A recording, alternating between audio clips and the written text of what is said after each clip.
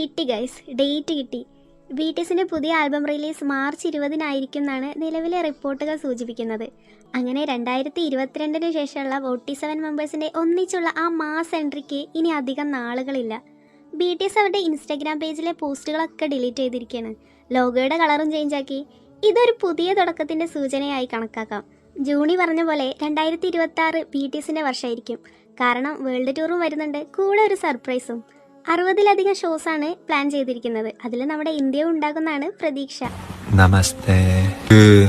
Indu Ami പുന്തേ. Yes guys, മുംബൈയിൽ BTS എത്താനുള്ള സാധ്യത വളരെ കൂടുതലാണ്.